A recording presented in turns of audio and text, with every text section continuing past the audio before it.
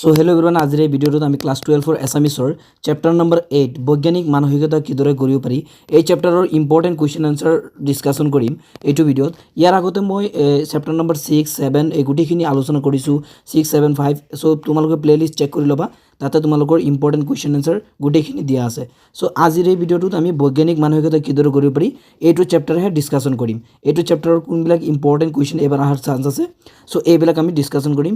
চ' ভিডিঅ'টো খুব ইম্পৰ্টেণ্ট হ'বলৈ গৈ আছে। চেনেলত নতুন আহিলে চেনেলটো ছাবস্ক্ৰাইব কৰি দিবা। এতিয়া বোলা আমি কুৱেশ্যনলৈ গুচি যাওঁ। চ' প্ৰথমতে চোৱা অতি চমু প্ৰশ্ন। 1 নম্বৰটো চোৱা, বৈজ্ঞানিক মানসিকতা কিদৰে গঢ়িব পাৰোঁ। প্ৰবন্ধটো লেখকৰ কোনখন গ্ৰন্থৰ পৰা লোৱা হৈছে, এইটো হ'ব বৈজ্ঞানিক মানসিকতা কিদৰে গঢ়িব পাৰোঁ। শীৰ্ষক পাঠটি বৈজ্ঞানিক মন বৈজ্ঞানিক মানসিকতা নামৰ গ্ৰন্থখনৰ পৰা লোৱা হৈছে। তাৰপিছত 2 নম্বৰ কুৱেশ্যনটো চোৱা, তোমালোকৰ বসন্ত ৰোগ হোৱাৰ বিজ্ঞানসন্মত কাৰণ কি। এইটো 2022 আৰু 2016 চনত আহিছিল, ইম্পৰ্টেণ্ট কুৱেশ্যনছ। চ' এই কুৱেশ্যনটো তোমালোকে চাবা। এবিধ ক্ষুদ্ৰ ভাইৰাছৰ পৰা বসন্ত ৰোগৰ সৃষ্টি হয়, এইটোৱে হৈছে বিজ্ঞানসন্মত কাৰণ। তাৰপিছত 3 নম্বৰ কুৱেশ্যনটো চোৱা, 3 নম্বৰ কুৱেশ্যনটো ইম্পৰ্টেণ্ট আছে। তাৰমানে তোমালোকৰ শ্বৰ্ট কুৱেশ্যন গোটেইখিনি ইম্পৰ্টেণ্ট। আমাৰ বিশ্ব ব্ৰহ্মাণ্ডখনৰ ৰহস্য উদ্ঘাটনৰ ব্যৱস্থাটোক কি বুলি কোৱা হয়, এইটো হ'ব বিজ্ঞান বুলি কোৱা হয়। এনেকুৱাকৈ মিলাই লিখিবা, আমাৰ বিশ্ব ব্ৰহ্মাণ্ডখনৰ ৰহস্য উদ্ঘাটনৰ ব্যৱস্থাটোক বিজ্ঞান বুলি কোৱা হয়। তাৰপিছত 4 নম্বৰ চোৱা, যাদু মন্ত্ৰ বা তাবিজ বিভূতিৰে ৰোগ নিৰাময় কৰিব পাৰেনে। যাদু মন্ত্ৰ বা তাবিজ বিভূতিৰে ৰোগ নিৰাময় কৰিব নোৱাৰি, কাৰণ ই এক মানুহৰ ভ্ৰান্ত ধাৰণাহে। তাৰপিছত 5 নম্বৰ কুৱেশ্যনটো চোৱা, ডক্টৰ দীনেশ চন্দ্ৰ গোস্বামীৰ সম্পাদনা কৰা এখন বিজ্ঞান বিষয়ক আলোচনীখনৰ নাম লিখা, এইটো হ'ব দৃষ্টি। তাৰপিছত 6 নম্বৰ অতি চমু প্ৰশ্ন, ঠিক আছে, চমু প্ৰশ্ন এইটো চোৱা, তোমালোকে 1 নম্বৰ কুৱেশ্যনটো চোৱা, এইটো 2 মাৰ্কছৰ এইবিলাক। সপোনত পোৱা ঔষধ ৰোগীয়ে কিয় ব্যৱহাৰ কৰা অনুচিত, এইটো এনচাৰটো এনেকুৱাকৈ লিখিবা। সপোন হৈছে মানুহৰ অৱচেতন মনৰ এক অস্পষ্ট ধাৰণা, ইয়াৰ কোনো বাস্তৱ ভিত্তি নাই। কিছুমান মানুহে সপোনত কোনো ৰোগৰ ঔষধ পোৱাৰ বুলি দাবী কৰে, যদিও সেইবোৰ গ্ৰহণ কৰা উচিত নহয়, কাৰণ কোনো ৰোগৰ ঔষধ বিভিন্ন পৰীক্ষা নিৰীক্ষা কৰিহে প্ৰস্তুত কৰা হয়। কিন্তু সপোনত ৰোগ আৰু ঔষধৰ কোনো মিল নথকাৰ ফলত সপোনত পোৱা ঔষধ গ্ৰহণ কৰিলে হিতৰ বিপৰীতে ৰোগীৰ প্ৰাণ নাশৰহে শংকা থাকে। সেয়ে সপোনত পোৱা বুলি দাবী কৰা ঔষধ ব্যৱহাৰ কৰা অনুচিত। তাৰপিছত 2 নম্বৰ যিটো কুৱেশ্যন আছে তোমালোকে চোৱা, এই কুৱেশ্যনটো যে বাহ্যিক জীৱনৰ বাবে প্ৰয়োজনীয় বস্তুবোৰতকৈ বিজ্ঞানৰ বেছি মূল্যৱান অৱদান কি। এইটো হ'ব বাহ্যিক জীৱনৰ বাবে প্ৰয়োজনীয় বস্তুবোৰতকৈ বেছি মূল্যৱান অৱদান হৈছে বৈজ্ঞানিক চিন্তাধাৰা, বৈজ্ঞানিক মনোভাৱ, বৈজ্ঞানিক পদ্ধতি। তাৰপিছত 3 নম্বৰ যিটো কুৱেশ্যন আছে, এইটো কিন্তু ভেৰি ইম্পৰ্টেণ্ট কুৱেশ্যনছ হয়। এইটো মুকলি মন মানে কি, এইটো বহুতো প্ৰি বৰ্ডত আহিছিল এই কুৱেশ্যনটো, বহুতো ইম্পৰ্টেণ্ট কুৱেশ্যন এইটো 2 মাৰ্কছৰ বাবে। উত্তৰটো এনেকুৱাকৈ লিখিবা, আকুৰগোজ হৈ পুৰণা কথাটোত লাগি নাথাকি নতুন কথা নতুন সিদ্ধান্ত গ্ৰহণ কৰিব পৰা মনটোক মুকলি মন বোলে।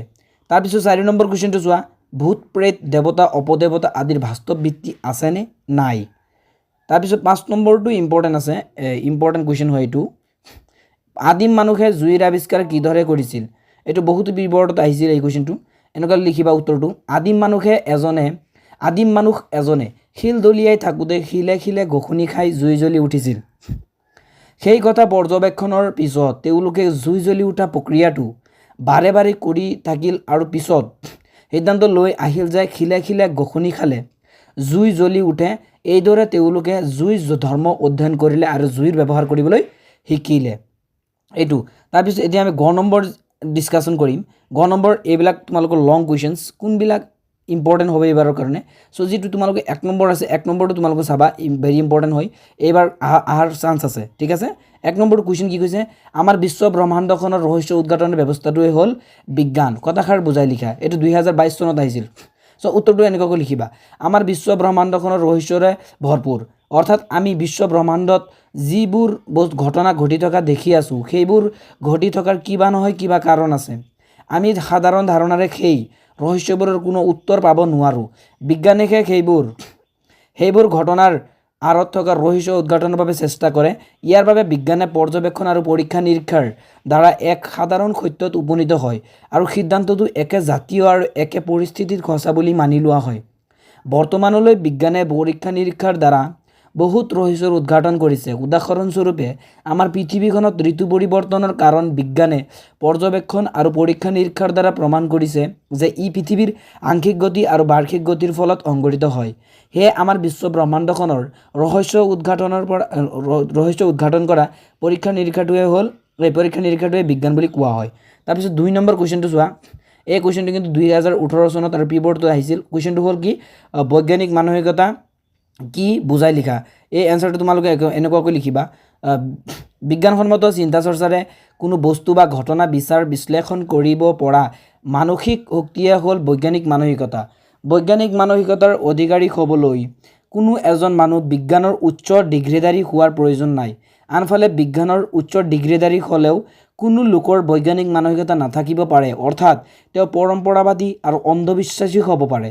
সমাজৰ নিৰক্ষৰ খোজা লোক এজনো বৈজ্ঞানিক মানসিকতাৰ অধিকাৰী হ'ব পাৰে।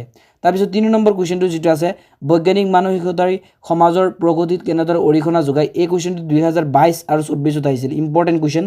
চ' তোমালোকে এই এনচাৰটো ভালকৈ মুখস্থ কৰিবা।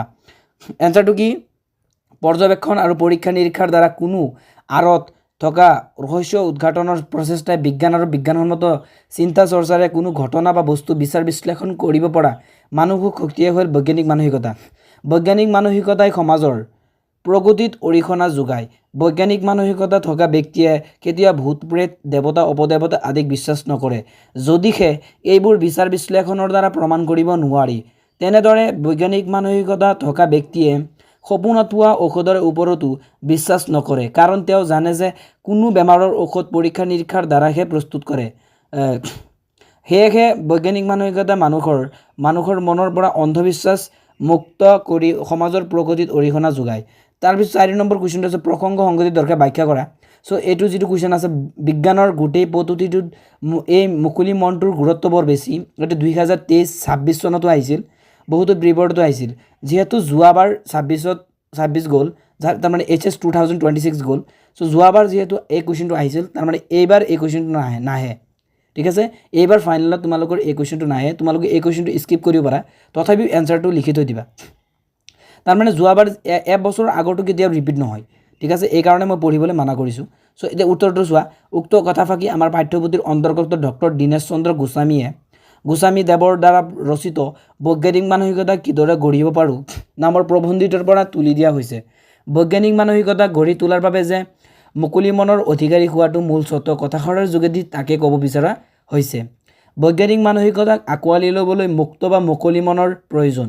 পুৰণি চিন্তাধাৰা, অন্ধবিশ্বাস যুক্তিহীনভাৱে খামুচি ধৰি থাকিলেও কোনেও কেতিয়াও বৈজ্ঞানিক মানসিকতা গঢ়িব নোৱাৰে। বিজ্ঞানীসকলে এনে মুক্ত মনৰ অধিকাৰী হোৱাৰ বাবে পূৰ্বৰে পৰা চলি অহা কোনো ঘটনা পৰ্যবেক্ষণ কৰি তথ্যবোৰ সুন্দৰকৈ সজাই ঘটনাটোৰ এক উপকল্প তৈয়াৰ কৰি লয়। পিছত তেনে ঘটনা বা বিষয়ৰ ওপৰত নতুন তথ্য সংগ্ৰহ কৰি ধাৰণাটো সঁচা মিছা নিৰ্ণয় কৰি এক সুস্থিৰ সিদ্ধান্তত উপনীত হয়। বৈজ্ঞানিকসকলৰ মন সদায়ে যুক্তিযুক্তভাৱে নতুন আৰু সঁচাটোক আঁকোৱালি ল'বলৈ প্ৰস্তুত থাকে। সেয়েহে বিজ্ঞানৰ গোটেই পদ্ধতিটোত মুকলি মনৰ গুৰুত্ব বৰ বেছি। তাৰপিছত 5 নম্বৰ কুৱেশ্যনটো ইমান ইম্পৰ্টেণ্ট নহয়, তথাপিও তোমালোকে লিখি থৈ দিবা, যিহেতু গোটেইখিনিয়ে আমি লিখি আছোঁ। চ' তাৰপিছত ইয়াৰ ভিতৰত তোমালোকে ইম্পৰ্টেণ্টখিনিয়ে পঢ়িবা, যিখিনি মই ইম্পৰ্টেণ্ট দিছোঁ। ঠিক আছে, 1, 2, 3 এইবিলাক বেছি ইম্পৰ্টেণ্ট, 1 আৰু 2, 3। ঠিক আছে, 5 নম্বৰটো চোৱা। বৈজ্ঞানিক মানসিকতাৰ অভাৱত আমাৰ সমাজত বৰ্তি থকা 3টা অন্ধবিশ্বাসৰ বিষয়ে উল্লেখ কৰা। এই এনচাৰটো তোমালোকে এনেকৈ লিখিবা, বৈজ্ঞানিক মানসিকতাৰ অভাৱত আমাৰ সমাজত বৰ্তি থকা 3টা অন্ধবিশ্বাস হ'ল। 1 নম্বৰটো হ'ল বৈজ্ঞানিক মানসিকতাৰ অভাৱত মানুহে কিছুমান বেমাৰ ভূত প্ৰেত, কোনো অপদেৱতাৰ বাবে হয় বুলি বিশ্বাস কৰি যাদু মন্ত্ৰ, তাবিজ, কবচ আদি ব্যৱহাৰ কৰে। তাৰপিছত 2 নম্বৰটো লিখিবা, বৈজ্ঞানিক মানসিকতাৰ অভাৱত মানুহে দূষিত পানী ব্যৱহাৰ কৰি ডায়েৰিয়া, মেলেৰিয়া, জণ্ডিছ আদি নানান বেমাৰৰ দ্বাৰা আক্ৰান্ত হয়। 3 নম্বৰ কুৱেশ্যনটো চোৱা। বৈজ্ঞানিক মানসিকতাৰ অভাৱত মানুহে আঙুলি কাটি তেজ ওলালে তেজখিনি চোখা মাৰি খাই থয়, কিন্তু তেজ চলাচল কৰা তন্ত্ৰটো আমাৰ আশাৰ জিন নিওৱা তন্ত্ৰটোৰ পৰা যে পৃথক, সেই কথা তেওঁলোকে নাজানে। তাৰপিছত কিছুমান ইম্পৰ্টেণ্ট শ্বৰ্ট কুৱেশ্যন আছে, তোমালোকে লিখি ল'বা। 1 নম্বৰটো চোৱা, বৈজ্ঞানিক, এইবিলাক এক্সট্ৰা শ্বৰ্ট কুৱেশ্যন ইম্পৰ্টেণ্ট। বৈজ্ঞানিক মানসিকতা কিদৰে গঢ়িব পাৰি, পাঠটোৰ লেখক কোন, ডক্টৰ দীনেশ চন্দ্ৰ গোস্বামী। তাৰপিছত দীনেশ চন্দ্ৰ গোস্বামীৰ কেইখনমান উল্লেখযোগ্য গ্ৰন্থৰ নাম লিখা। চ' বৈজ্ঞানিক মানসিকতা তাৰপিছত শতাধিক মহান বিজ্ঞানী, জোনাকীৰ জিলিকনি, উষ্ণ প্ৰবাহ, মুখনীয় বিশ্ব ব্ৰহ্মাণ্ড আৰু শব্দ নিৰন্তন শব্দ। তাৰপিছত দীনেশ চন্দ্ৰ গোস্বামীয়ে কি বিষয়ক লৈ প্ৰায় 250খন গ্ৰন্থ ৰচনা কৰে, এইটো হ'ব জনবিৰল বিজ্ঞান আৰু কল্পবিজ্ঞান।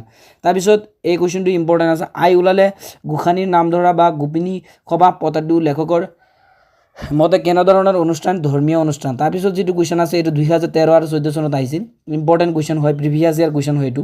দাঁতৰ পোকবোৰ প্ৰকৃততে কি? দাঁতৰ পোকবোৰ প্ৰকৃততে এক প্ৰকাৰ অনুজীৱ। তাৰপিছত নেক্সট কুৱেশ্যন, আমাৰ সমাজত অমানৱীয় আৰু নিকৃষ্ট প্ৰথা বুলি লেখকে উল্লেখ কৰা ঘটনাটো কি? এইটো হ'ল ডাইনী হত্যা। তাৰপিছত 2023 চনত আহিছিল এই কুৱেশ্যনটো, প্ৰাচীন কালৰ মানুহে বসন্ত ৰোগ হোৱাৰ কাৰণ কি বুলি ভাবিছিল? এইটো হবে শীতলা দেৱী বা অন্য কোনো দেৱীৰ ৰোগত হোৱা বুলি ভাবিছিল। তাৰপিছত নেক্সট কুৱেশ্যন, লেখকৰ মতে বিজ্ঞানৰ মানৱ জাতিলৈ বহু বেছি মূল্যৱান অৱদান কি কি? এইটো হ'ব বৈজ্ঞানিক চিন্তাধাৰা, বৈজ্ঞানিক মনোভাৱ, বৈজ্ঞানিক পদ্ধতি। তাৰপিছত 2014 চনত এই কুৱেশ্যনটো আহিছিল, আই বা বসন্ত ৰোগ প্ৰকৃততে কি? আই বা বসন্ত ৰোগ প্ৰকৃততে অতি ক্ষুদ্ৰ ভাইৰাছ বা বীজাণুৰ দ্বাৰা সৃষ্টি হোৱা ৰোগ। তাৰপিছত আই ওলালে অসমীয়া সমাজত কি কৰা হয়? আই ওলালে অসমীয়া সমাজত গোসানীৰ নাম ধৰে বা গোপিনী সভা অনুষ্ঠিত কৰা হয়। তাৰপিছত নেক্সট, বিজ্ঞান কি? এইটো 2015 চনত আহিছিল, এইটো লিখিবা, আমাৰ বিশ্ব ব্ৰহ্মাণ্ডখনৰ ৰহস্য উদ্ঘাটনৰ ব্যৱস্থাটোৱে হ'ল বিজ্ঞান। চ' এইখিনি আছিল আজিৰ এই চেপ্টাৰটোত, আজিৰ এই ভিডিঅ'টোত। চ' এইখিনি আছিল, তোমালোকে নতুন চেনেললৈ নতুন আহিলে চেনেলটো ছাবস্ক্ৰাইব কৰি দিবা, আৰু কোনটো চেপ্টাৰৰ তোমালোকে ইম্পৰ্টেণ্ট নোটছ লাগে চ' কমেণ্ট কৰিবা, মই দিবলৈ ট্ৰাই কৰিম। চ' এইখিনি আছিল, থেংকছ ফৰ ৱাচিং।